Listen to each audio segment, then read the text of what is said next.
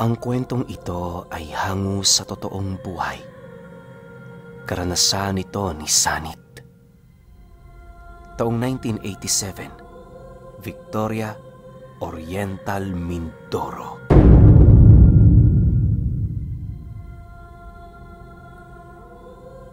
Itong mga panahong ito, kasalukuyang nasa edad 19 na taong gulang, itong si Sanit. Nakatira sila noon sa ibayo ng Sapa, kung kaya't kinakailangan pa nilang tumawid doon para makarating sa baryo. 3 beses sa isang linggo kung pumanhik sila sa baryo para lamang magbenta ng sari-saring gulay. Ang palaging kasama noon ni Sanit ay ang kanyang kapatid na babae na siya namang humahawak ng perang iniipon nila. Hindi kasi noon makaalis ang mga magulang nila, lalo pat marami din naman yung obligasyon sa kanilang tahanan. Bagaman may kalayuan ang kinakailangan nilang baybayin, hindi na nila yun gaano pang iniinda. Sanay na sila Sanit na maglakad patungong baryo, sa kadahilan ng bata pa lang sila, gano'n na ang kanilang ginagawa. Sa tagal ng panahong dumaraan sila sa lugar na yon, hindi na sumagi sa kanilang isipan na baka merong panganib na unti-unting umuusbong sa kanilang dinaraanan. Ayon kay Sanit, ang daan patungong baryo noon ay halos napakaliblib pa. Madalang din noon kung dumaan ang mga kalabaw, gawa ng masyadong malalim ang sapang kanilang tinatawid. Makakakita ka lang din doon ng bahay kapag malapit ka na sa baryo. Dagdag pa ni Sanit na noong mga taong ito, marami pang gumagalang baboy ramo sa kanilang lugar. Minsan, kapag may panahon sila, gumagawa sila ng bitag para dito.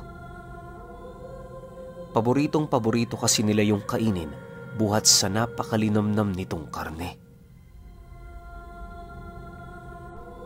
Isang hapon, habang naghihintay sa baryo silang magkapatid, merong lumapit sa kanilang lalaki na inakala nilang bibili ng kanilang paninda. Paglapit nito sa kinaroroonan niya, agad naman siya nitong sinenyasan na lumapit na siya namang ding ginawa niya. Paglapit niya sa kinaroroonan nito, agad naman siya nitong binulungan ukol sa isang nakakapangilabot na bagay na merong kaugnayan sa lugar na kanilang dinaraanan. Diba, tagay-ba yung Sapa kayo? Naku Noy, huwag na muna kayong dumaan doon. Hindi nyo ba alam? Kahapon meron doong nawalang 3 mag-uuling. Sabi ng mga malapit doon, meron doong kumuhang mga nilalang na hindi nila mamukaan. Di naman sa tinatakot ko kayo ha. Ang sakin lang, makaiwas kayo hanggat may pagkakataon pa. Seryosong wika ng lalaki sa kanya. Nang marinig naman ito ni Sanit, bigla naman siyang kinilabutan dahil sa tono ng pananalita nito, tila bang marami yung alam ukol sa lugar na yon. Upang hindi na marinig ng kanyang kapatid ang sinabi ng lalaki, nagdesisyon siyang wag na roong sumagot. Pagkalayo niya sa kinaroroonan nito, agad naman yung bumili ng 2 supot ng gulay, sabay alis sa kanilang pwesto. Dahil sa sinabi ng lalaking yon, tumatak talaga yon sa kanyang isipan. Sa sobrang takot noon ni Sanit, hindi pa man ubos ang kanilang paninda, sa pilitan na niyang niyaya ang kapatid niya na uuwi na sila. Upang sumunod yon sa kanyang nais, tinakot niya yon ng tinakot hanggang sa hindi naglaon, sumunod na rin ito sa nais niyang mangyari.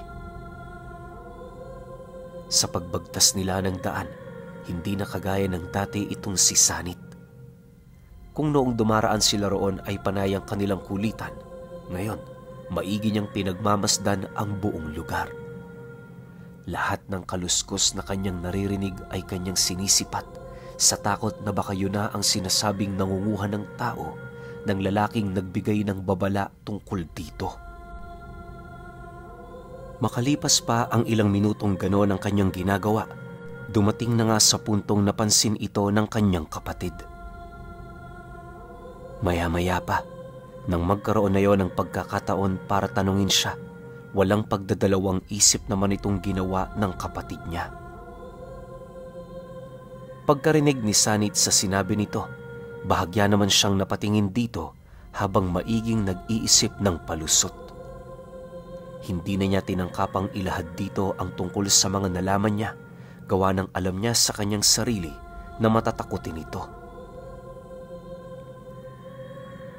Matapos ang kanilang pag-uusap, nakahinga naman ng maluwag itong si Sanit dahil naniwala yung kapatid niya sa kanyang sinabi. Sa pagdating nila sa kanilang tahanan noon, agad naman silang kinausap ng kanilang ina ukol sa mga gulay na hindi nila naibenta. Upang hindi na mas lalong lumaki ang kanilang kasalanan, siya na mismo ang umamin dito.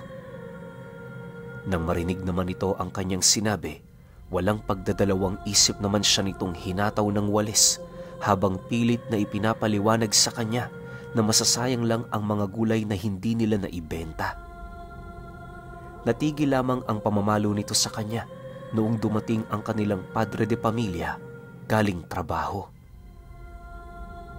Pagsilay nito kay Sanit na dinidisiplina, dali-dali naman siya nitong nilapitan habang nagwiwika sa kanya ng, "Kanina pa ba kayo? Mabuti naman at umuwi kayo ng maaga. Pumunta pa ako sa baryo para hanapin kayo doon, pero hindi ko kayo nakita. Itigil mo na yung ginagawa mo sa kanya, Maring. Mamaya sasabihin ko sa'yo kung bakit tama ang ginawa ng anak natin." Nang marinig naman yon ng kanyang ina, wala naman yung nagawa kundi hayaan siya. Sa pagsapit ng gabi, habang kumakain sila ng hapunan, ito na mismo ang nagpatunay sa kanila ng katotohanan ukol sa balitang nasagap niya. Ayon dito, totoo na meron doong nawalang 3 nag-uuling noong nagdaang araw. Sa katunayan, pilit yung hinahanap ng mga kamag-anak nito pero wala silang makitang bakas sa lugar na yon. Mariinding hindi pinaniwalaan ang salaysay ng saksi buhat sa hindi kapani-paniwala nitong nakita. Ayon kasi rito na noong nakita niya ang mga mag-uuling, may bumubuntot doong isang mataas na nilalang na nakasuot ng kulay itim na damit. Butot balat din ang katawan nito at meron yung mahabang pangangatawan. Ilang ulit niya din yung itinuro sa mga taong yon pero nakapagtatakang hindi nila ito nakikita. Ang mas ikinagulat pa ng saksi ay noong masipat nito ang nilalang na tumatagos sa mga puno. Dahil sa pangyayari, minabuti niyang magkibit balikat na lamang hanggang sa tuluyan na siyang makalagpas sa kinaroroonan ng mga ito.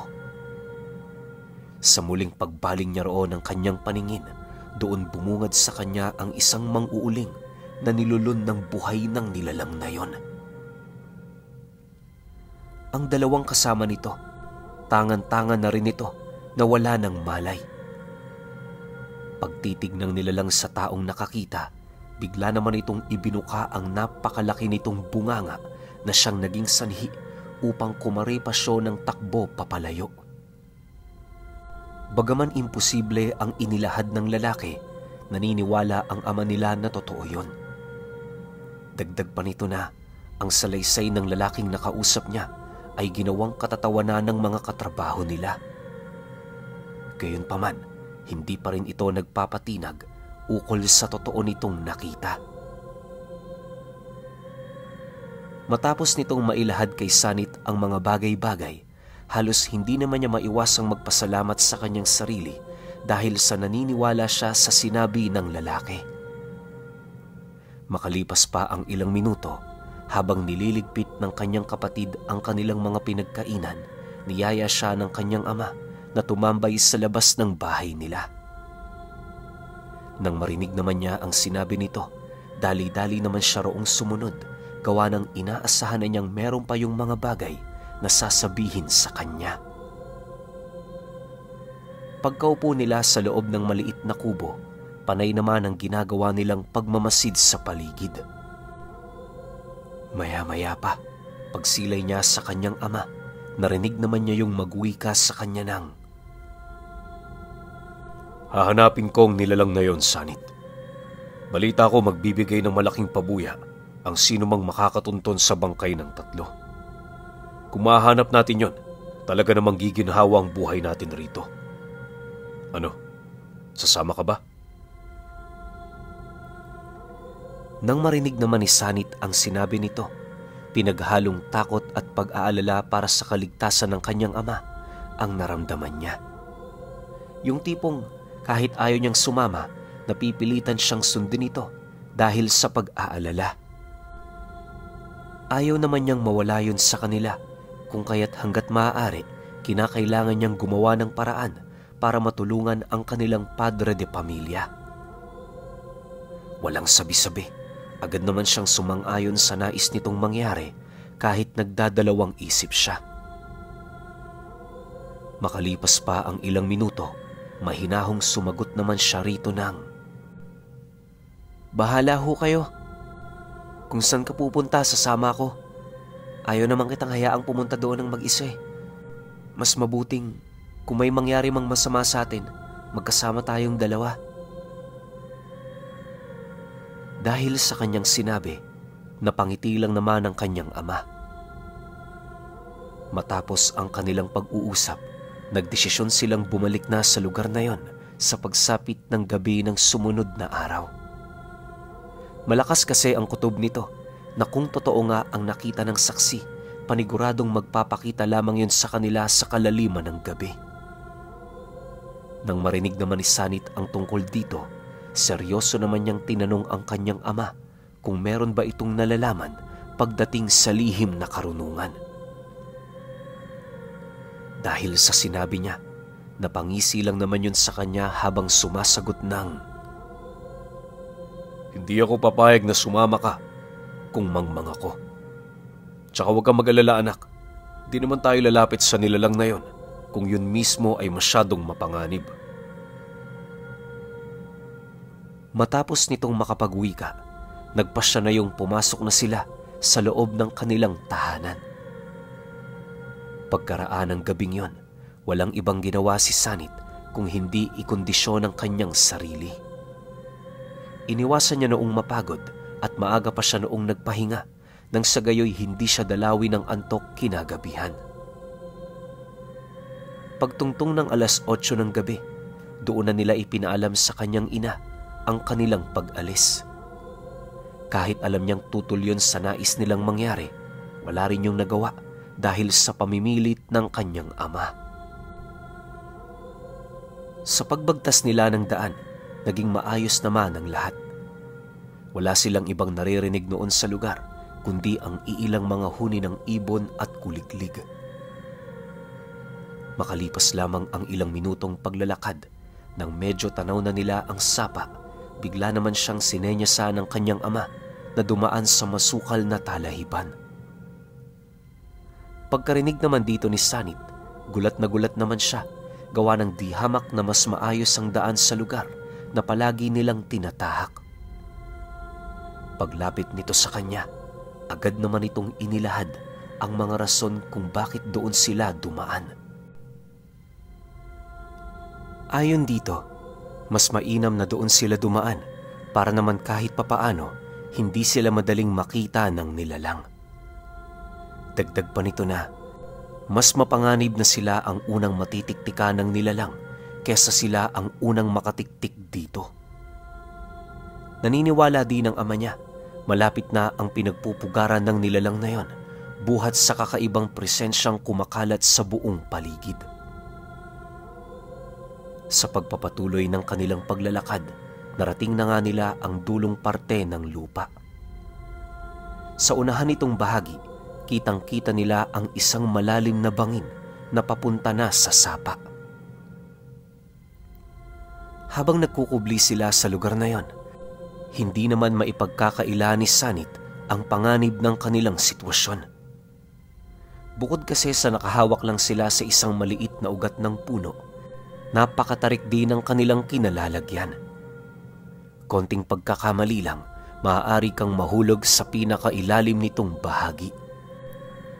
Subalit, kahit gustuhin na niyang umalis sa lugar na yon, hindi yun maaari gawa ng ayon sa kanyang ama, nasa itaas nila ang nilalang na hinahanap nila.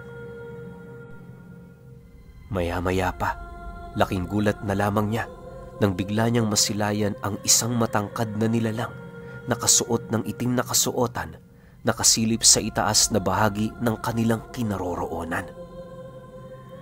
Habang umiikot ang paningin nito sa paligid, rinig na rinig nila ang lalim ng paghinga nito. Sa puntong yon, halos baluti na ng takot sa buong katawan nitong si Sanit dahil sa kanyang nasilayan. Halos tinangka na rin niyang tumalon sa bangin, makatakas lamang sa nilalang na yon. Subalit, kahit gano'n na ang kanyang pag-iisip, nagpumilit pa rin siyang manatili sa kanyang kinaroroonan, alang-alang sa katapangang ipinapakita ng kanyang ama. Makalipas pa ang ilang minutong pagmamasid, dahan-dahan namang umalis ang nilalang na yon, na para bang meron itong nakitang biktima di kalayuan sa lugar na yon. Sa pagbalik ng katahimikan sa buong paligid, dahan-dahan naman silang umakyat hanggang sa marating na nila ang itaas nitong bahagi. Bago sila tuluyang umusad sa lugar, panay naman ang ginagawa nilang pagramdam nang sa gayoy masiguro nilang hindi na sila pinagmamasdan ng nilalang. Nang mapagtanto naman ang kanyang ama na ligtas na ang lugar, agad naman yung tumakbo na siya namang mabilis din niyang sinundan. Nang marating nila ang kabilang ibayo nito, nanatili muna sila roon pansamantala hanggang sa muli na naman nilang nakita ang nilalang. Sa pagkakataong yon, doon na tuluyang nasilayan ni Sanit ang wangis nito na halos ikakalas na ng kanyang kaluluwa dahil sa matinding takot na kanyang nadarama. Paglalarawan dito ni Sanit, parang demonyo ang mukha nito na halos buong buhay niya hindi niya inakalang totoo. Ayon sa kanya, di niya kayang maipaliwanag ang nilalang na yon, subalit parang maihahalin tulad mo ito sa isang kambing na nagkatawang tao. Ang pinagkaiba lang nito sa pangkaraniwang kambing, meron itong halo-halong wangis. Yung tipong kumurap ka lang saglit, ibang persona naman ang makikita mo. Agaw pansin din ang mahaba nitong kuko sa kamay na halos sumayad na sa lupa. Ang mas ikinatakot pa doon ni Sanit ay noong narinig niya yung umiyak na para bang humihingi ng tulong. Dahil sa kanyang narinig at nakita, agad naman siyang hinawakan ng kanyang ama habang dahan-dahang tinatakpa ng kanyang mga mata. Pagdilim ng kanyang paningin, binulungan naman siya nitong huwag gagawa ng ingay anuman ang mangyari. Naniniwala ang ama niya, isang pagkakamali lang nila noong mga oras na yon, maaari nila yung ikamatay. Makalipas pa ang ilang minuto, muling iminulat ni Sanit ang kanyang mga mata. Pagsilay niya sa kinaroroonan ng nilalang, nasipat niya yung nakaupo sa pinakagitna ng daan, kampanteng pinagmamasdan ang dalawang tao nitong nahuli. Sa pagpapatuloy ng kanilang pagmamasid, awang-awa naman sila sa mga nahuli nito, gawa ng halos hindi na yun makatayo dahil sa lasog-lasog na mga galamay. Sinusubukan pang lumayo ng isa pero wala na yung kakayahan para tuluyang makatakas mula sa mga kamay ng nilalang. Maya-maya pa, pagputok ng liwanag ng buwan, yun naman ang naging hudyat para sa nilalang na yon, nakainin ng buo ang mga taong nahuli nito. Harap-harapang yung nasaksihan nila Sanit na siyang naging sanhi upang magkaroon sila ng ilang araw na walang magandang tulog. Ayon sa kanya, hindi nginunguya ng nilalang na yon ang mga biktima nito, bagkas ay para yung ahas na nilululun lang yon ng buo. Isipin ninyo yung mga taong nahuli nito, sabay-sabay niya yung kinain. Nang malunok na ito ng buo ng nilalang, dinila-dilaan pa nito ang lupang dinaluyan ng dugo na parabang hindi pa yun nabusog sa kanyang mga kinain. Matapos niya yung gawin, muli itong umupo sa pinakagitna ng daan habang dahan-dahang umiiyak. Ang iyak ng nilalang na yon, labis na nagbibigay ng kilabot sa mag-ama, gawa ng para itong pinaghalong iyak ng namatayan at iyak na parabang kinikimkim na puot. Dagdag pa ni Sanit na ang iyak nito ay nagbibigay sa kanya ng kakaibang pakiramdam. Kapag hindi niya tinatakpan ang kanyang tenga, bigla-bigla na lamang siyang mahihilo at parang mawawala ng wisyo. Ang mas ikinakabahala niya pa noong mga oras na yon ay yung pakiramdam niya na parabang walang plano ang nilalang na umalis sa lugar na yon.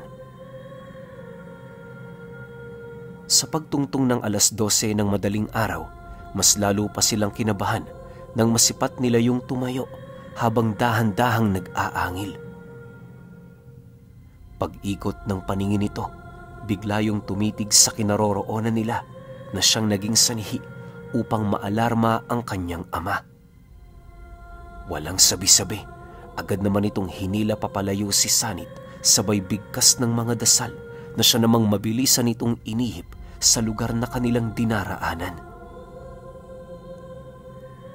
Habang binabagtas nila ang daan, gulat na gulat sila noon gawa ng pakiramdam nila walang sumusunod sa kanila. Subalit, pagsilay niya sa kanilang likod, doon niya nasilayan ang nilalang na parang aso kung tumakbo.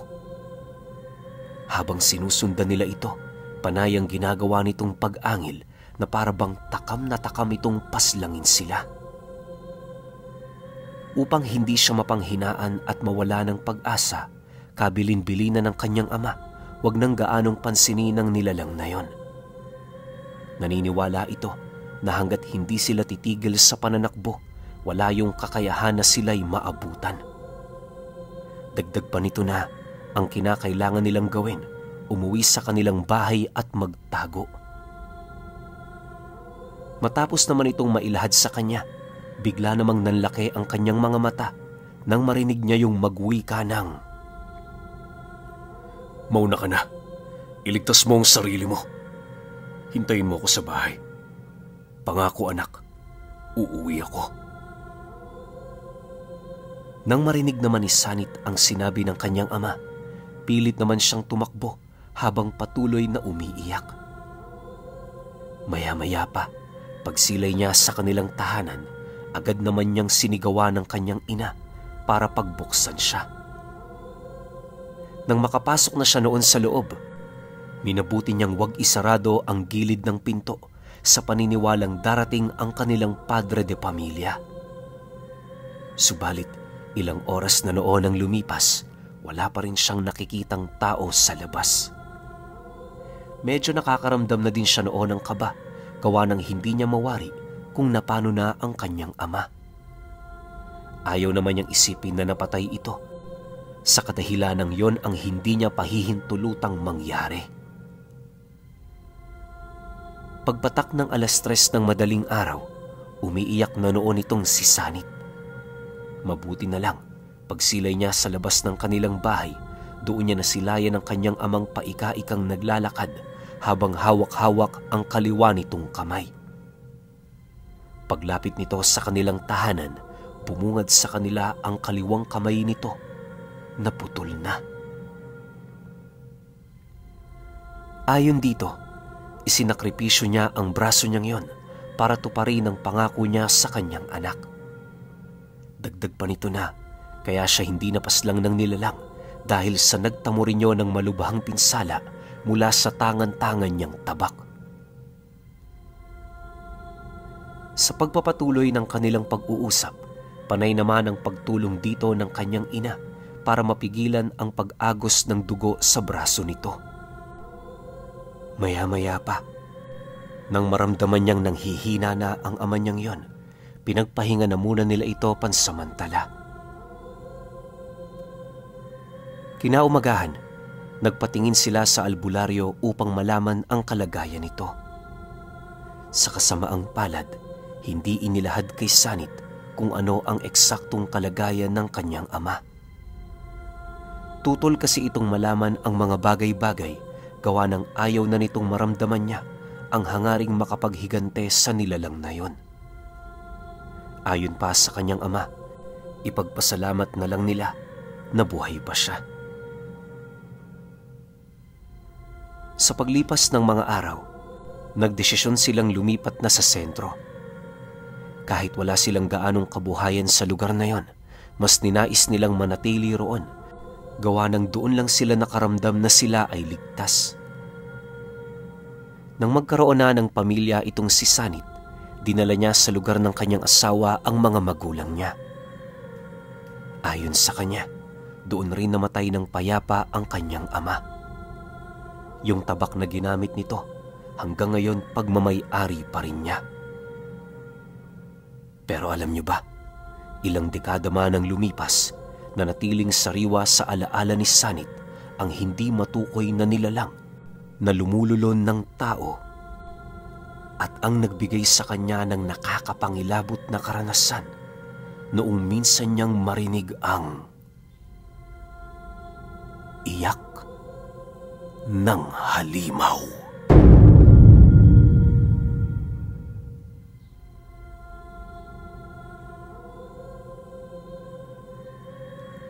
Okay, opinyon ko sa kwento. Sobrang nakakapangilabot yung karanasan ng mag-ama, no? Pero kasi, unang-una, bakit nila hinanap? Diba? O sabihin na nating malaki nga yung perang maibibigay, malaki yung pabuyang makukuha nila kung matatagpuan nila yung 3 bangkay nung mang-uuling. Eh ang kaso nga lang, paano magkakaroon yun ng bangkay? Kasi nga, niluluno ng buo ng halimaw. Alam nyo, hindi ko masabi kung talagang purong aswang ba ito o may lahi rin tong engkanto, laman lupa. Di ko masabi kasi niluluno ng buo. 'Di ba? Isipin niyo, kapag aswang yan, gusto niyan unti-unti eh. Yung iba pa nga, 'di ba? Pinapatuyo yung karne, niluluto sa kawa, nilalaga o kung ano pa. Pero ito, lululunin ng buo. Medyo nakakakilabot lang, no? Tsaka nakakatakot talaga. Kasi isipin niyo, kayo, hinahunting nyo yung nilalang na yon, tapos makikita nyo na nasa taas pala ng puno. Dun sa eksena na yon, sobrang grabe yung kilabot ko. Diba? Pero at least swerte sila Sanit kasi nga nabuhay pa sila. Yung ama nga lang niya nawala ng isang buong braso. Siguro nalulun yun tapos nasaksak niya sa mata o sa kung saan man. Sayang lang no? Kasi hindi kinuwento ng tatay niya kung paano siya nakatakas. Yun yung hinihintay ko sa dulo. Pero wala parang hayaan mo na anak. Hayaan mo na lang tong braso ko kasi wala tayong magagawa magpatingin na lang tayo sa albularyo. Tapos tingnan natin kung nasa ang sitwasyon ako. Ang pangit lang din, hindi naman sinabi sa kanya ng albularyo yung totoong sitwasyon ng tatay niya. So medyo nabitin lang ako, no? Hindi naman bitin na bitin, parang konting bitin lang din. Pero kayo pa rin, kung may opinyon kayo sa kwentong ito, comment nyo lang sa baba. Pasensya na kayo, medyo nahisal tayo kasi may sipon ako Yun lang, hanggang sa susunod na kwento. Salamat.